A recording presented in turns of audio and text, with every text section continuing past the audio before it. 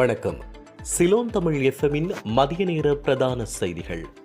முதல் தலைப்புச் செய்திகள்.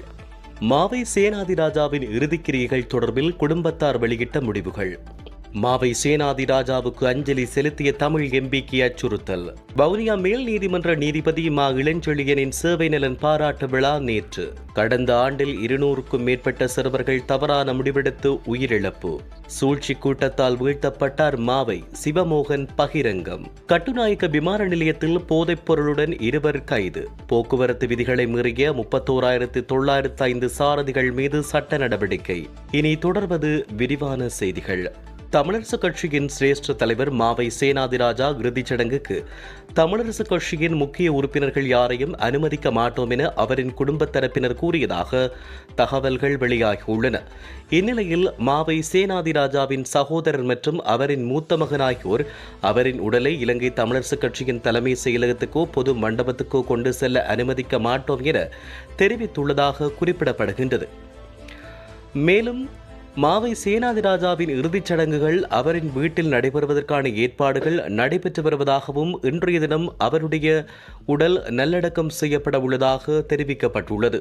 இலங்கை தமிழரசுக் கட்சியின் முன்னாள் தலைவரும் முன்னாள் நாடாளுமன்ற உறுப்பினருமான மாவை சேனாதிராஜாவின் மறைவுக்கு அஞ்சலி செலுத்திய வன்னி மாவட்ட நாடாளுமன்ற உறுப்பினர் ஒருவருக்கு அச்சுறுத்தல் விடுக்கப்பட்டுள்ளது. மாவை சேனாதிராஜாவின் மறைவுக்கு அஞ்சலி செலுத்திவிட்டு திரும்பும் போது மாவை தரப்பின் சில ஆதரவாளர்களால் இவ்வாறு அச்சுறுத்தல் விடுக்கப்பட்டது. இதன்போது இருதரப்புக்கும் இடையில் கடும் வாக்குவாதம் இடம்பெற்றதாக குறித்த நாடாளுமன்ற உறுப்பினரின் தரப்பு சுட்டிக்காட்டியது.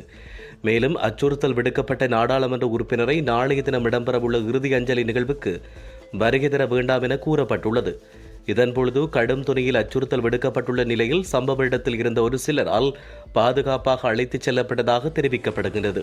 வவுனியாவில் மேல் நீதிமன்ற நீதிபதியாக இருந்து ஓய்வு பெற்றுச் செல்லும் மா இளஞ்செழியனின் சேவை நலன் பாராட்டு விழா நேற்று வவுனியாவில் இடம்பெற்றது. வவுனியா சட்டத்திறனிகள் சங்கத்தின் ஏற்பாட்டில் அதன் தலைவர் சிரேஷ்ட சட்டத்திரணி அண்டன் புனிதநாயகம் தலைமையில் வவுனியா ஈரப்பெரியகுளம் பகுதியில் உள்ள விருந்தினர் விடுதியொன்றில் இந்த நிகழ்வு இடம்பெற்றது. ஏனையின் பிரதான வீதியிலிருந்து மங்கள வாத்தியங்கள் முழங்க மாலை அணிவித்து நீதிபதி மா இளஞ்செழியன் வரவேற்கப்பட்டதோடு அவரின் 27 வருட நீதித்துறை சேவையை பாராட்டி வடக்கு கிழக்கு பகுதிகளில் இருந்து வருகை தந்த மேல் நீதிமன்ற மாவட்ட நீதிமன்ற நீதவான் நீதிமன்ற நீதிபதிகள் வடக்கு கிழக்கைச் சேர்ந்த சட்டத்தரணிகள் என பலரும் அவரின் சேவையை பாராட்டி கௌரவிப்புகளை வழங்கியிருந்தனர். நீதித்துறையில் 27 வருடத்தை பூர்த்தி செய்த முதல் தமிழ் நீதிபதியாக கடமையாற்றிய மேல் நீதிமன்ற நீதிபதி மா இளஞ்செழியன் மேன்முறையீட்டு நீதிமன்ற நீதிபதியாக நியமிக்கப்பட்டிருக்க வேண்டிய நிலையில் அரசாங்கத்தின் இழித்தடிப்புகளாலும் கால தாமதங்களாலும் அவர் ஓய்வு நிலைக்கு சென்றார். இருப்பினும் அந்த பதவி நீதிபதி மா இளஞ்செழியனுக்கு வழங்கப்பட வேண்டும் என பலரும் கருத்து வெளியிட்டனர். கடந்த ஆண்டில் 200க்கும் மேற்பட்ட சிறுவர்கள் தவறான முடிவெடுத்து உயிரை மாய்த்து கொண்டுள்ளதாக இலங்கை சமூக மருத்துவர்கள் கல்லூரி தெரிவிக்கின்றது. சமூக ஊடகங்களின் தாக்கம் இதில் அதிகமாக பிரதிபலிப்பதாக கல்லூரி குறிப்பிட்டுள்ளது. 2022ஆம் ஆண்டில் 18 வயதுக்குட்பட்ட 133 சிறுவர்கள் தவறான முடிவுகளால் மரணமடைந்துள்ளதாகவும் அதிகாரப்பூர்வமற்ற தரவுகள் வெளியாகியதோடு 2023இல் இது 270ஆக அதிகரித்துள்ளதாக தெரிவிக்கப்படுகிறது. இந்த சம்பவங்களுக்கு பின்னால் பல காரணங்கள் உள்ளதாக கல்லூரி விளக்கம் அளித்துள்ளது. முக்கியமாக சமூக ஊடக பயன்பாடு ஏதேனும் ஒரு வடிவத்தில் இதில் தொடர்பு பட்டுள்ளதாகவும் இதன் விவரங்கள் அடுத்த வாரம் வெளியிடப்படும் என இலங்கை சமூக மருத்துவர்கள் கல்லூரியின் தலைவர் கபில ஜெயரத்ன கூறியுள்ளார். தமிழ் மக்கள் தொடர்பில் பலமான எண்ணங்களுடன் இருந்த மாவை சேனாதிராஜா இறுதி நேரங்களில் ஒரு சூழ்ச்சி கூட்டத்தால் வீழ்த்தப்பட்டிருக்கிறார் என்பது உண்மை என தமிழரசுக் கட்சியிலிருந்து இடைநிறுத்தப்பட்டதாக அறிவிக்கப்பட்ட சிவமோகன் தெரிவித்தார். மாவை சேனாதிராஜா மரணிக்கும் தினமன்று அவரின் வீட்டிற்கு இலங்கை தமிழரசுக் கட்சியின் பதில் தலைவர் சிவஞானம் மற்றும் பதில் தலைவர் சத்தியலிங்கம் இருவரும் சென்று சந்தித்தனர். இவர்கள் இருவரும் அவரை சந்தித்த போது அவரின் குடும்ப உறுப்பினர்கள் எவரும் அங்கு இருக்கவில்லை. இவர்கள் இருவரும் அவருடன் என்ன கதைத்தார்கள், எப்படியான மன அழுத்தத்தை அவருக்கு கொடுத்தார்கள் என்பது எவருக்கும் தெரியாது என்று அதை சொல்வதற்கு மாவை சேனாதிராஜா ஐயா உயிருடன் இல்லை என அவர் தெரிவித்தார். எனவே தாம் என்ன கதைத்தோம் என்பதை இவர்கள் இருவரும் வெளிப்படுத்த வேண்டும். அதுவரை நல்ல நிலையில் இருந்த அவர் பின்னர் விழுந்து நரம்பு வெடித்து உயிரிழந்துள்ளதாக அவர் மேலும் தெரிவித்தார்.